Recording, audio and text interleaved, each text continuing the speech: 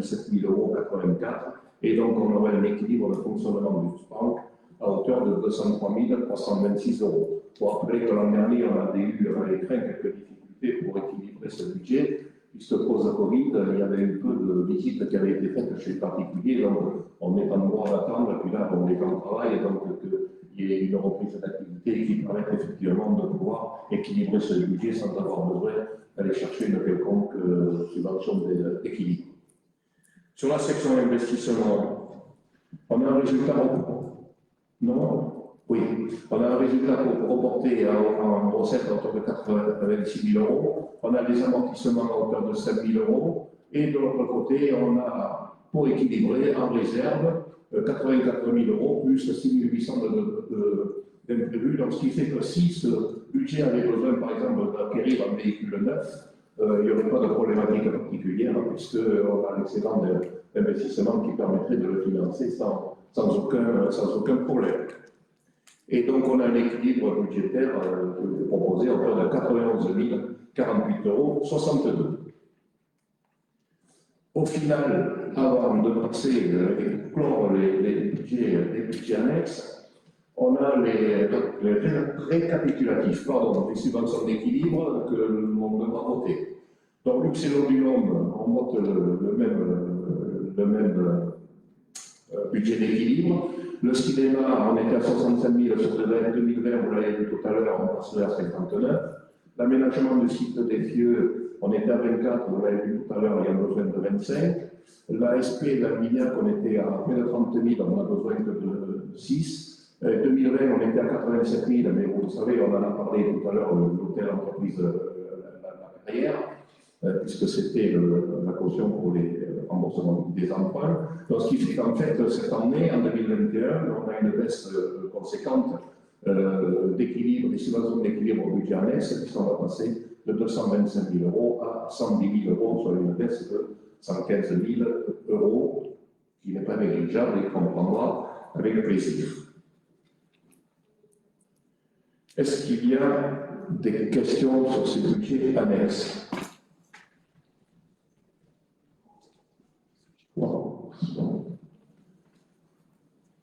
Très bien.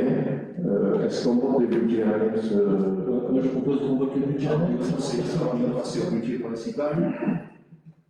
Je vous propose là aussi de faire un pot commun et de faire un seul vote. Est-ce qu'il y a des contre pour faire un seul vote?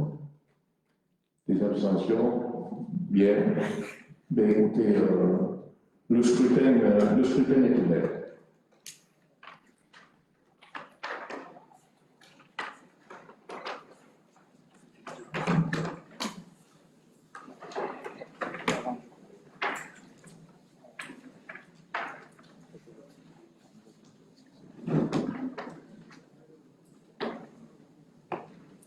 Le scrutin est clos. Merci.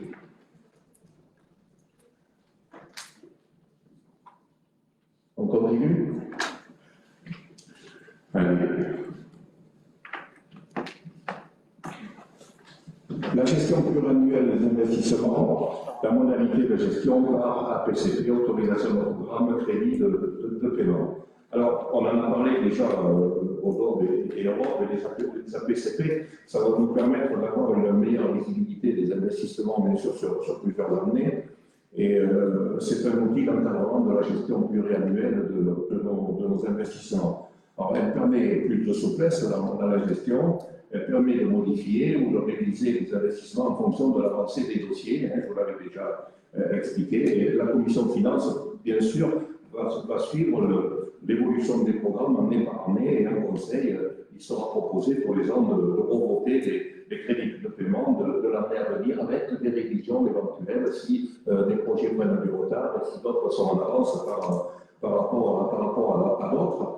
Alors, ce qu'il faut savoir, c'est que ça ne fige pas le plan pluriannuel, c'est que tout nouveau programme créé pourra être inscrit, mais il entraînera une autorisation de paiement complémentaire et qui devra être voté en conseil, donc tout ça n'est pas figé. Et l'autorisation de programme, elle constitue la limite supérieure de dépenses concourant à la réalisation du projet.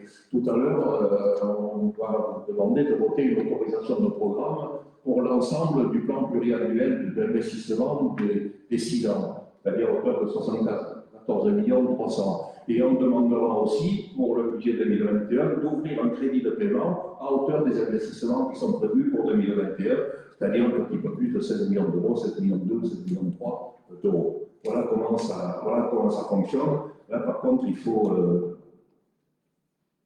que l'Assemblée accepte la gestion par la PCP.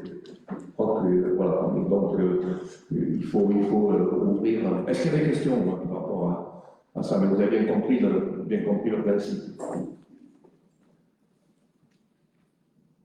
Donc je soumets au vote la gestion par la PCP. Le scrutin est ouvert.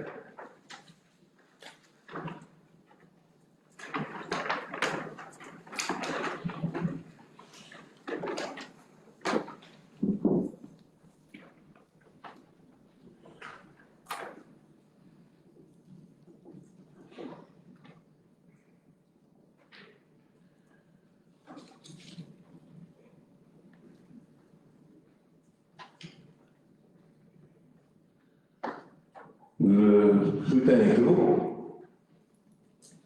Merci. Donc, on va passer au plan pluriannuel d'investissement.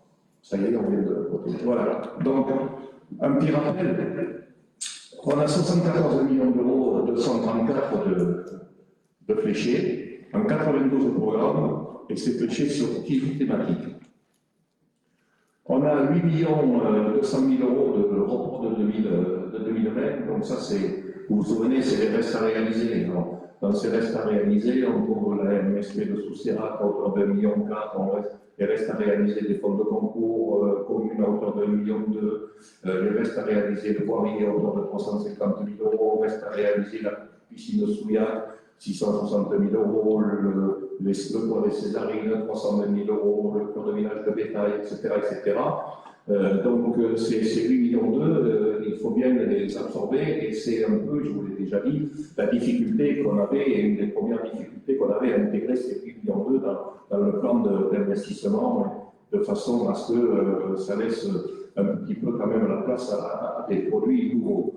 Ensuite, sur la mandature, on a les 26 millions de programmes récurrents. Donc, dans les programmes récurrents, vous trouvez les 750 000 euros d'aide à l'économie, vous trouvez les 550 000 par an, vous trouvez les 550 000 euros de fonds de concours des communes, vous trouvez 250 000 euros de frais d'entretien de bâtiments, vous trouvez 50 000 euros de patrimoine, et puis il y a effectivement les programmes récurrents, il y a les 2 750 000 à 2 850 000 de travaux de voirie.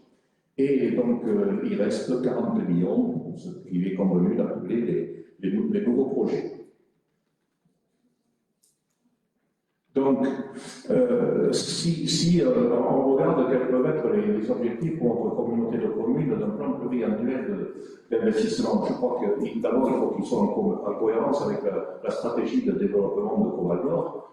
Donc, si je dis que notre premier objectif, c'est d'essayer de rendre notre territoire plus attractif, et comment le faire, et en trouvant d'abord un équilibre par du développement économique et touristique, mais aussi en répondant aux besoins sociétaux ou de société, et dans le respect de l'environnement et du développement durable. Je crois qu'il faut avoir en permanence l'idée de trouver cet équilibre qui n'est pas facile, qui n'est pas évident, mais qui doit se faire et qui doit être dans notre stratégie de développement. Il fallait aussi répondre à d'autres objectifs, indépendamment de cet équilibre-là, qui était une équité territoriale. Alors, cette équité territoriale, on l'a prise entre 2017 et 2026, c'est-à-dire depuis le Coval-Nord 2, et de voir comment, avec ce qui a été fait auparavant, l'intégration du nouveau plan d'investissement fait cet équilibre territorial. Alors l'équilibre territorial, il fallait essayer de le faire à deux niveaux. d'abord au niveau des bassins de vie autour des bourgs-centres, et ensuite des bourgs-centres par rapport aux petites communes. Et ensuite, il fallait, quatrième objectif, qu'on ait une planification annuelle qui soit cohérente des projets avec le respect des préconisations de la Commission Finances et de la Cour régionale des comptes. Donc, au travers ce plan pluriannuel d'investissement, c'est quand même un petit peu beaucoup d'ailleurs la stratégie de Covalor qui se décline, puisque à l'endroit où on alloue les ressources, c'est bien ça qui détermine la stratégie ou d'une entreprise ou d'une collectivité. Donc, c'était la première fois que ce travail devait être fait. Bien sûr, c'est pas évident. Bien sûr, il est peut-être encore en perspective, bien évidemment. Ce PPI, je le répète encore une fois, il est surtout pas figé. Il doit y avoir la place, on verra tout à l'heure, de pouvoir intégrer de nouveaux projets, dans la mesure où on arrive à faire justement ce développement économique. Mais voilà les équilibres qu'il fallait trouver et puis les objectifs que ce PPI se devait d'atteindre. Donc, je rappelle les préconisations de la Commission Finances et des indicateurs financiers. On avait 3 indicateurs à respecter pour ne pas hypothéquer l'avenir de Covalor. Premièrement, le plan de roulement. On ne devait pas descendre en dessous des 1 million représentant 2 mois de salaire. Le deuxième objectif, c'est d'avoir une épargne nette et d'atteindre un niveau d'épargne nette qui soit à hauteur de 10% des dépenses réelles de fonctionnement.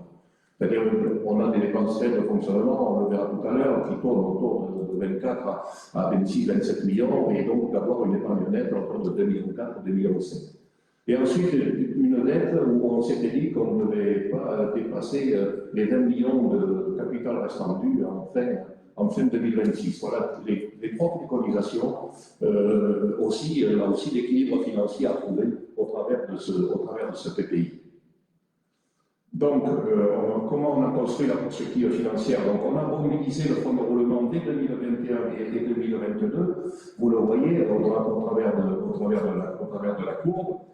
Puisqu'entre 2021 et 2022, on passe de 2,4 millions à 1 million. On garde 1 million en 2023 aussi. Et ensuite, on fait une petite cerise à hauteur de 500 000 pour remonter notre fonds de roulement à 1,5 million. Mais là, on peut aussi, on le verra au fur et à mesure du PPI, on peut aussi se dire qu'on pourrait peut-être rester en fonction de l'évolution à hauteur de 1 million de fonds de roulement, parce que ça ne sert pas forcément beaucoup d'avoir un fonds de roulement pléthore.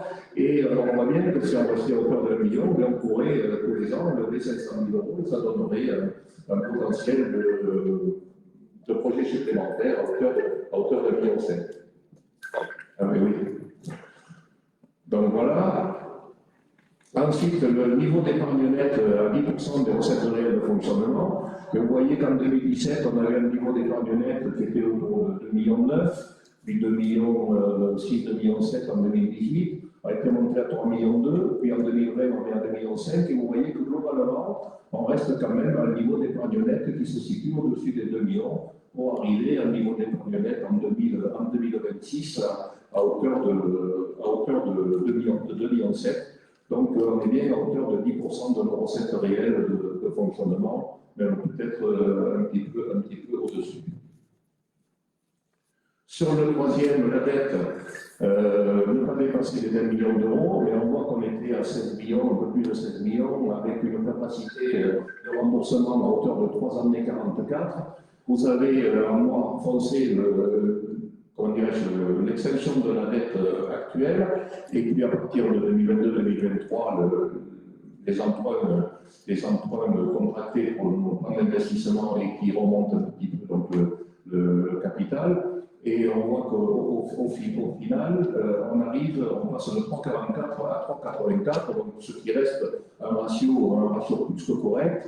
Et là aussi, en fonction de nos évolutions de recettes et de dépenses, peut-être bien que ça laisse aussi encore là aussi une marge de manœuvre pour pouvoir inclure éventuellement d'autres investissements dans notre programme.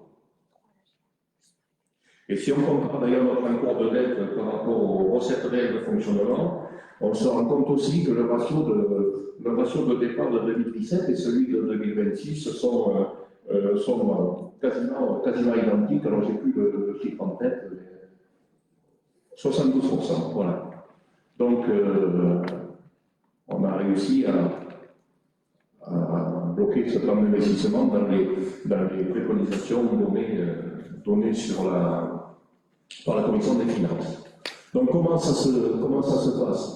La répartition donc, des crédits de paiement, donc, en votant une autorisation de programme à hauteur de 74 millions d'euros, la première année, avec les restes à réaliser à hauteur de 1 million d'euros, plus les récurrents, plus les nouveaux programmes, on arrive à une hauteur de 16 millions 5.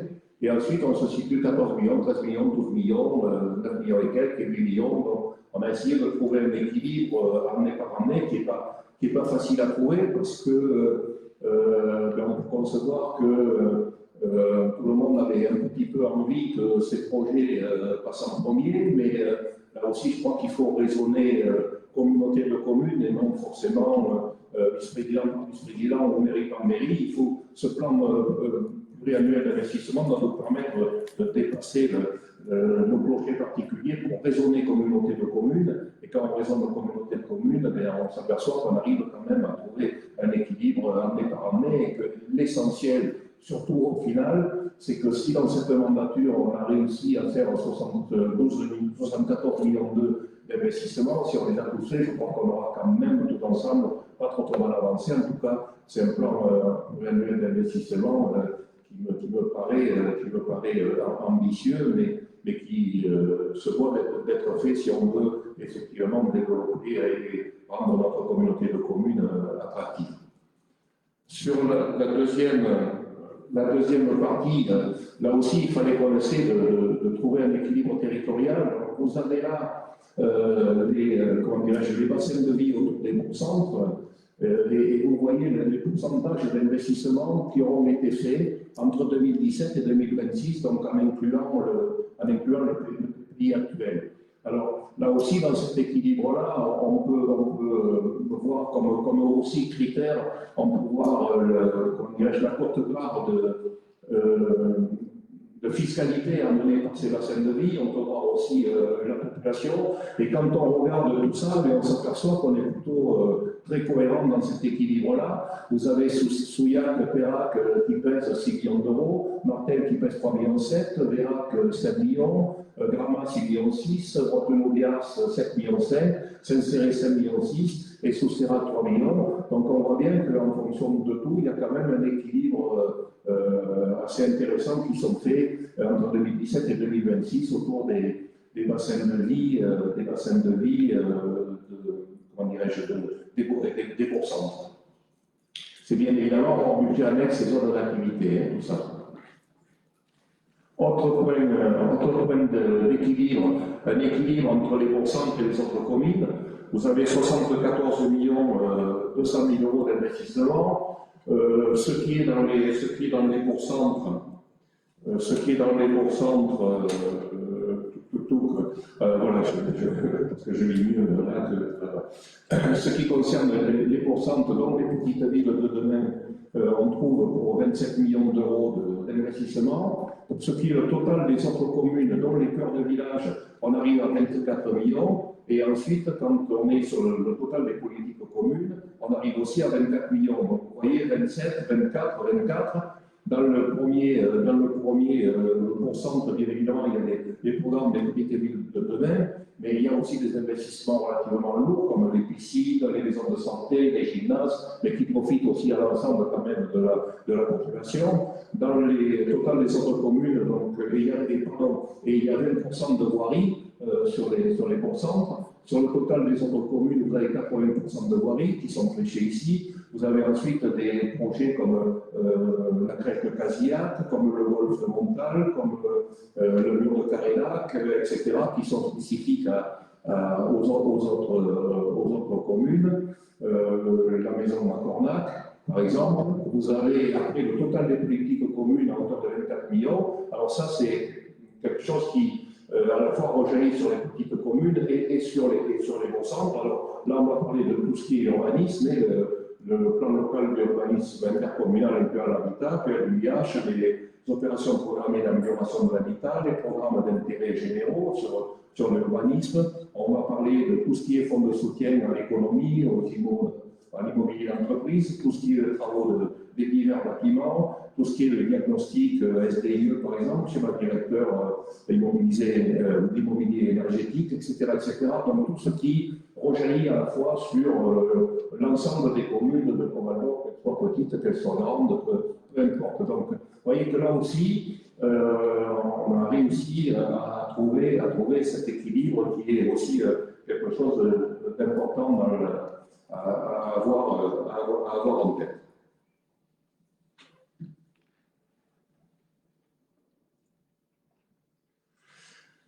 Donc, pour l'annexe, là, vous avez reçu l'annexe du PPI. Donc, ce que je vous propose, c'est, comme on l'a vu, d'acter le programme, l'autorisation de programme à hauteur des 73 millions 74 millions 2, et adapter aussi l'ouverture des crédits de paiement en 2021 à hauteur de 16 millions 468, qui sera la limite de dépenses dans les investissements pour l'année. Est-ce qu'il y a des questions par rapport à l'exposé sur le plan pluriannuel d'investissement? Donc, vous voyez qu'en gros, et on le voit bien, il balaye notre stratégie, on le voit au travers de l'autorisation de programme qu'on va voter. Il y a bien le développement économique et touristique, puisqu'on parle d'aide aux entreprises, bien évidemment, on parle de voies vertes, qui est aussi de l'environnement. On parle des besoins sociétaux quand on parle de crèches, quand on parle de gymnase, de piscine, quand on parle les maisons de santé. Donc on voit bien comment on balaye tous les besoins de la communauté de communes et le tout, au final, dans un équilibre, alors qu'il peut toujours être contesté, mais sur ce que je vous ai présenté, je crois que pour premier jet de plan pluriannuel d'investissement, je crois que tous ensemble, parce que c'est un travail commun, et là je me dois de remercier, et je remerciais tout à l'heure la commission de finances pour les travaux qu'on a eu l'occasion de faire, mais remercier toutes les réunions thématiques qui ont eu lieu et qui ont fait remonter les demandes, remercier tous nos administratifs qui ont beaucoup travaillé sur cette remontée de programme, de façon à ce que je puisse vous présenter ce plan pluriannuel d'investissement ce soir. Est-ce qu'il y a des questions particulières? Moi, je vais bien intervenir à ce stade. Juste simplement pour rappeler, simplement, je ne veux pas faire de redite, mais essayer de donner un peu les 2 ou 3 éléments clés de cette construction sur plusieurs années, cette planification financière. D'abord, vous dire simplement, vous rappeler ce que vient de dire Pierre, c'est fondamental, comprendre qu'il y a une plasticité du plan pluriannuel d'investissement. C'est-à-dire que ce qui est présenté là, c'est donc des enveloppes budgétaires annuelles, vous l'avez compris, mais chaque année, ça n'empêche pas qu'on fait quand même un budget collectif chaque année, et que donc chaque année, on revoit obligatoirement ce plan pluriannuel d'investissement. Je ne sais pas à quel moment on va présenter un peu les projets, ça va venir après, j'imagine, sur le mandat entier, mais il faut bien comprendre que voilà, il y a une plasticité et que ce besoin de tri et de planification, ce n'était pas simplement une volonté politique, c'était surtout une obligation pour nous de le faire, puisque vous savez qu'on avait 105 projets inscrits sur une année, sur l'année 2020. On en a 130 sur un mandat de 6 ans.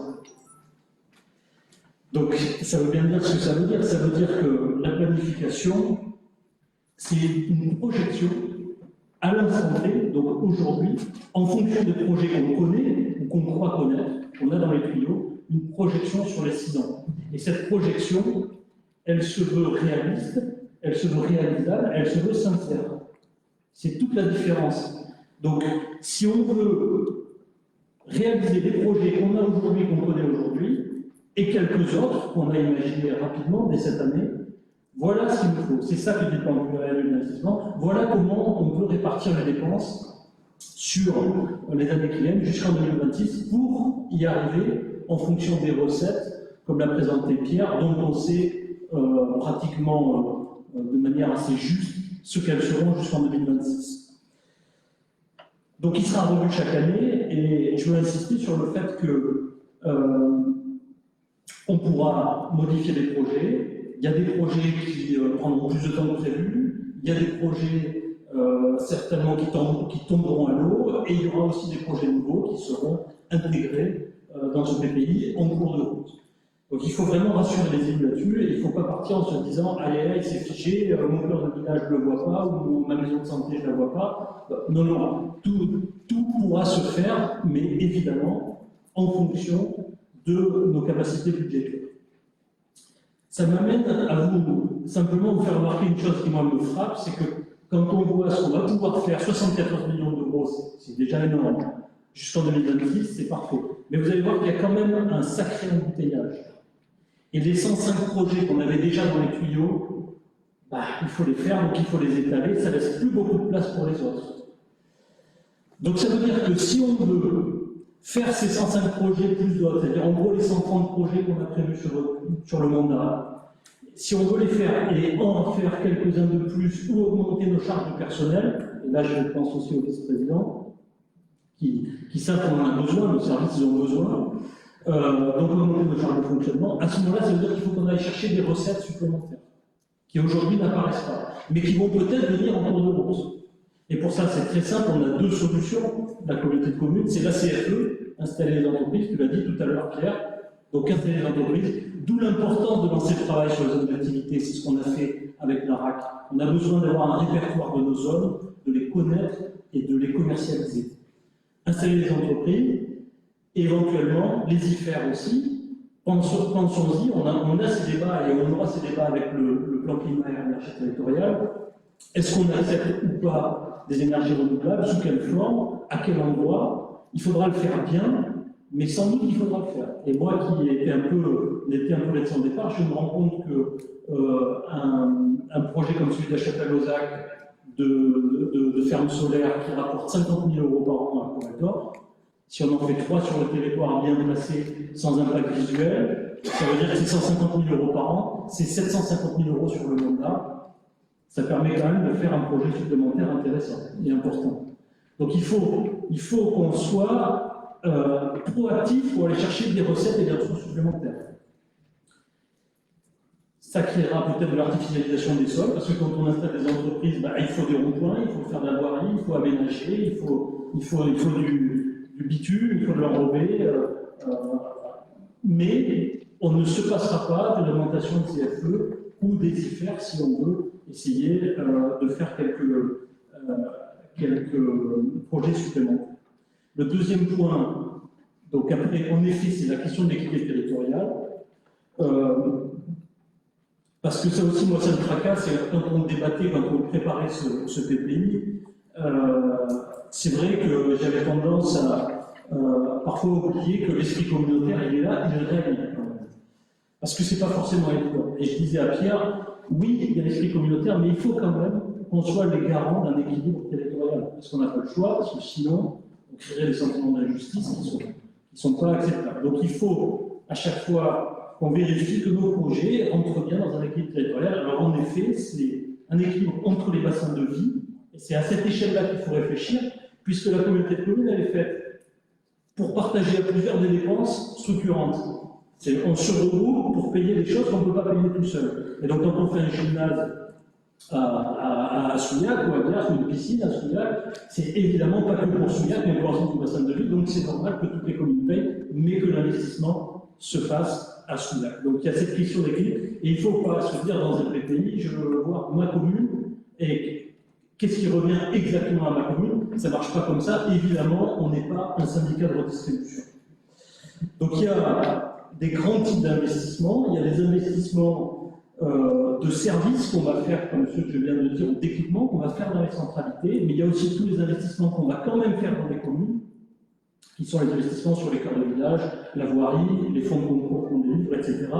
Et puis des investissements structurants qui intéressent toutes les communes, je pense en effet à la voie verte. Et c'était important déjà d'inscrire dans ce programme une prévision d'investissement sur la voie verte pour pouvoir commencer le projet.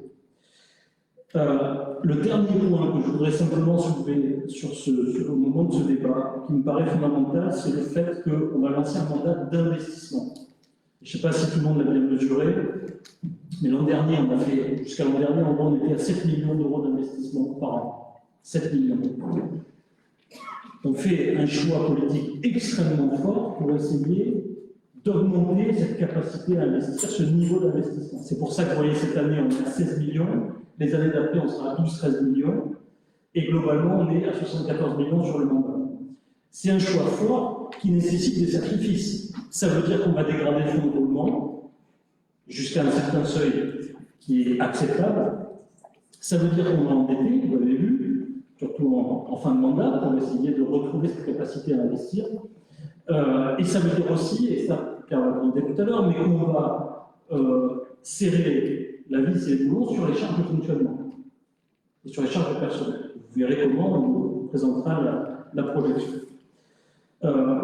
Mais ce choix d'investir me paraît très important et je pense qu'il faut quand même avoir à l'esprit qu'il dépend aussi du contexte. Et c'est un choix qui est conjoncturel. Et je rappelle qu'on fait face aujourd'hui à une crise sanitaire qui est extrêmement grave, qui commence déjà à se transformer en une crise économique et sociale. Donc investir, ce n'est pas un choix pour se faire plaisir, c'est investir parce qu'on sait qu'il y a une crise, qu'il va falloir faire travailler nos entreprises, donc il va falloir trouver des moyens supplémentaires pour essayer d'augmenter notre capacité d'investissement. D'où ce passage, normalement, en temps normal, si on avait continué, on serait à 35 millions d'euros d'investissement sur le mandat. On passe à 74 millions d'euros, c'est-à-dire qu'on fait plus que doubler notre niveau d'investissement. Ça, c'est pour les entreprises, c'est pour répondre à la crise sanitaire. Mais pas seulement. C'est aussi parce qu'on sait que cette crise provoque des changements sociétaux que tout le monde connaît, que l'on a tous perçus, avec un intérêt nouveau pour la ruralité, avec l'apparition du télétravail, avec un regain possible aujourd'hui, mais c'est aujourd'hui, c'est pas demain, c'est pas après-demain, c'est maintenant pour le monde rural et pour un territoire comme le nôtre. Et donc si on n'investit pas tout de suite pour offrir les équipements, les services, l'attractivité qui nous permettraient de capter des habitants ou des entreprises ou des touristes, alors on sera passé à côté de cette opportunité. Donc là, on a vraiment une fenêtre de tir particulière. Et puis il y a deux autres raisons à cet investissement, à ce genre d'investissement, c'est l'obsolescence programmée de nos équipements, de nos infrastructures, qu'elles soient sportives sur le territoire, qu'elles soient touristiques. On a des infrastructures qui remontent en fait à une volonté, un mouvement d'investissement qui a déjà 30 ans, 40 ans pour certains. Et donc aujourd'hui, on arrive au terme de cette durée de vie. Il faut qu'on réinvestisse pour remettre à jour et remettre à niveau nos infrastructures sur le territoire. Et puis enfin, bien sûr, investir pour développer notre attractivité, je le disais tout à l'heure, vis-à-vis des métropoles. Ça veut dire qu'il faut qu'on aille chercher dans les métropoles des habitants, des entreprises, des médecins. Donc, ça veut dire qu'il va falloir qu'on monte une stratégie vis-à-vis de ça. Ces métropoles, elles sont à une distance raisonnable de notre territoire, je pense à Toulouse, à Bordeaux, à Limoges, à Lyon, à Clermont, etc. Mais il faut qu'on ait une stratégie, là aussi, proactive. Qu'est-ce qu'on leur vend comme denrées alimentaires, comme énergie? Est-ce qu'on est présent? Est-ce qu'on voit Coval d'Or à Bordeaux, à Toulouse? Est-ce qu'on voit Coval d'Or? Est-ce qu'on leur propose des séjours touristiques? Qu'est-ce qu'on offre à destination de ces bassins de population et d'activités économiques qui sont très importants, qui sont devant nous, pour saisir l'opportunité de la crise? Voilà un peu ma vision des choses, moi, sur ce que vient de présenter Pierre, ce plan pluriannuel d'investissement. Et j'espère qu'on va répondre à toutes ces questions en ayant cette vision de planification qui, encore une fois, je le rappelle, n'est pas figée. qui sera revu chaque année, mais qui doit permettre de savoir exactement où on va et donc de conduire la communauté vers un destin actif, tout en sachant qu'en 2026, il faut qu'on rende les clés du camion avec une situation qui ne soit pas handicapante pour la suite. On peut voter peut-être sur le principe des APC. Sur les APCP, en fait, on va voter sur les 74 millions 2 ou 3 et sur le crédit ouvert de 7 240 000. Le scrutin est ouvert. Bon.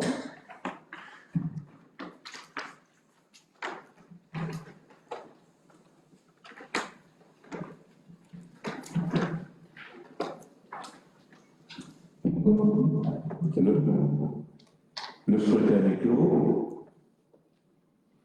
Merci. On continue. Vote des contributions directes. Donc la proposition sur taxe foncière sur les propriétés bâties, donc ça c'est les préconisations de la commission finance, on en avait parlé aussi pour permettre l'alimentation des fonds de concours, entre autres au niveau des communes avec la perte programmée du SPIC. Donc de passer de 0,6 à 1%. Les taxes foncières sur les propriétés non bâties ne bougeraient pas, les taxes foncières des entreprises ne bougeraient pas non plus. Donc on l'a vu tout à l'heure, les 5% d'augmentation sur le taux d'enlèvement des ordures ménagères, de 10,70 à 11,24, et le produit de la GEMAPI de 280 à 330, parce qu'il y a le plan aussi d'investissement important qui attend le SMPPA, non, assez, de syndicat mixte, SMDMCA.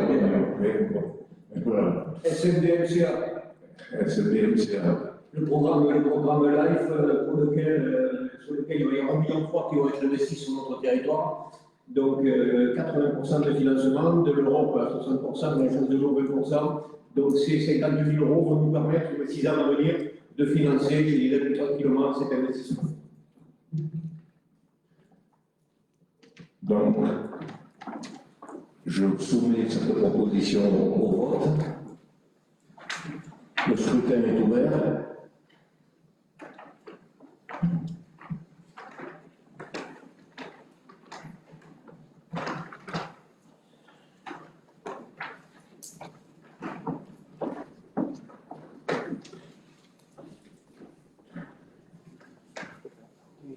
Le scrutin est clos. Je vous remercie. 97 pour, une abstention. On y va? Allez, on enchaîne.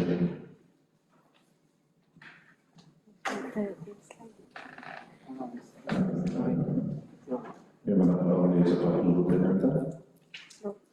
Non? Ah, c'est bon, c'est carré, excusez-moi. Alors, le vote le taux de l'enlèvement de la taxe des ordures ménagères, donc.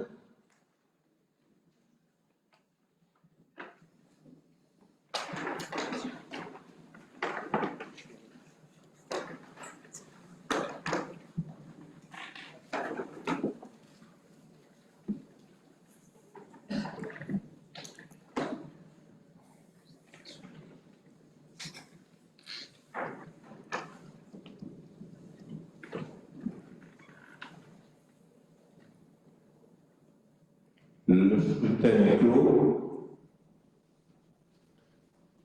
93, 5 abstentions, 98 votants. La fixation du produit attendu de la taxe GEMAPI, le scrutin est ouvert.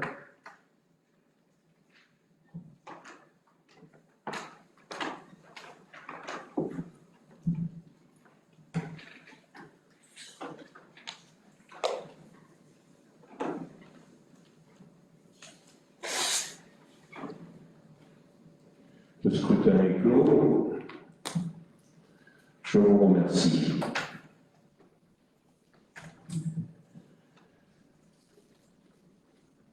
Budget principal. principale section de fonctionnement, structuration des recettes. On va commencer par la fiscalité. Voilà, vous avez 2018, 2019, 2020, 2021. Donc, entre 2020 et 2021, qu'est-ce qui se passe? Vous avez une augmentation forte de la contribution foncière des entreprises, 900 000 euros, dû notamment, vous le savez, on a dit plusieurs fois l'extension d'Ambros sur Bias. L'augmentation du foncier bâti à hauteur de 250 000 euros, qu'on vient de voter, l'augmentation de la GEMAPI à hauteur de 50 000 euros, et l'apport de compensation de la taxe d'habitation à hauteur de 480 000, qui était une dotation et qui passe aujourd'hui en fiscalité, et qu'on retrouvera moins sur les dotations tout à l'heure. Ce qui baisse, c'est la CVAE, ça c'est la part du Covid. Vous savez qu'on a estimé que certaines entreprises allaient perdre une part de leur chiffre d'affaires et que comme la CVAE est soumise à des tranches de chiffre d'affaires, on estime la perte à hauteur de 68 000 euros. Et puis le FPIC, puisque aujourd'hui, avec la CFE et la fiscalité complémentaire qu'on touche, on est certain qu'on va sortir des barèmes. Et donc, il y avait 822 000 euros de FPIC pour la communauté de communes, et donc on l'a divisé par deux. Et donc, je vous réitère que chacun dans vos communes, vous pensez aussi à diviser par deux le retour qui était fait de la communauté de communes vers les communes concernant le FPIC. Et pour le reste, les aspects des communes vers la communauté de communes ne bougent pas. Taxe d'habitation, taxe com, IFER et taxe de séjour, ça ne bouge pas. Et donc on arrive à un total de fiscalité à hauteur de 20 millions d'euros, un petit peu plus. Donc vous avez là le détail en fait de tout ce qu'on vient de voir. La taxe d'habitation qui passe de 5 millions 100 à 5 millions 6. Donc vous vous rappelez, on l'a fait au niveau du bloc, c'est les produits de TVA maintenant qui compensent avec le coefficient qui avait été établi pour notre communauté de communes, sachant que 2021 on est assuré d'avoir au pas minima ce qu'on avait touché en 2020, donc on est à 5 millions 6.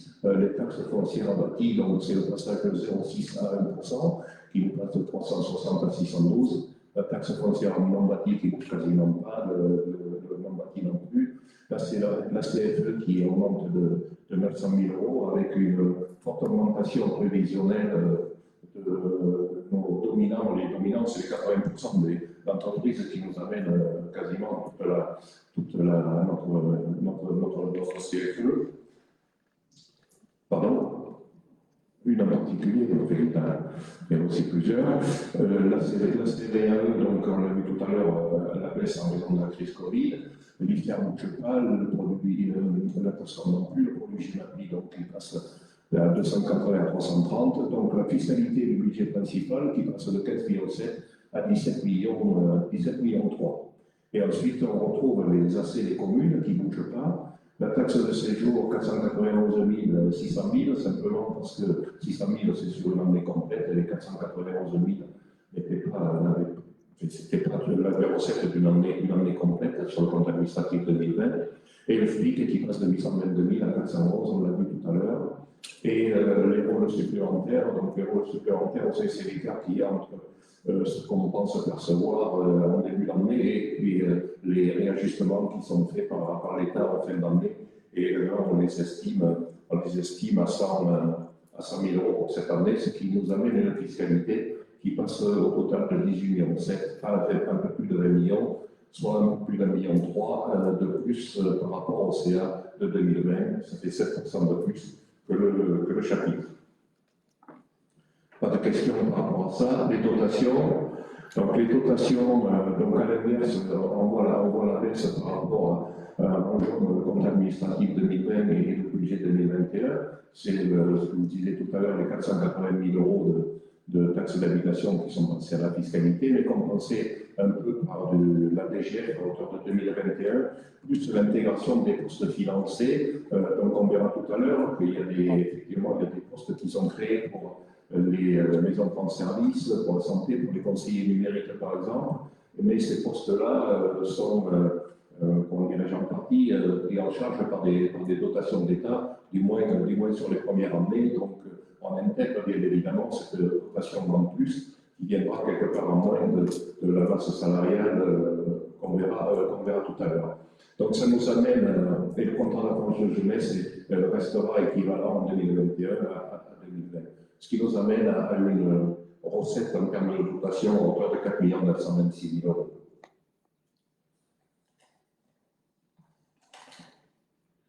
Donc, si on regarde l'ensemble des recettes, on a une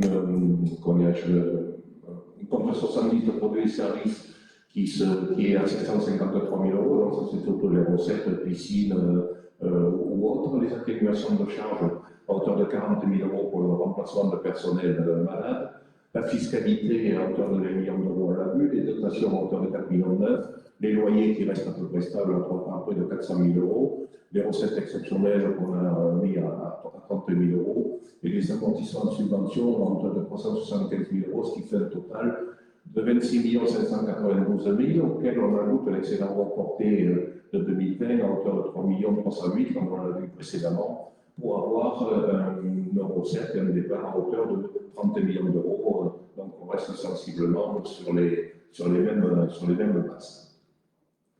Pour les dépenses,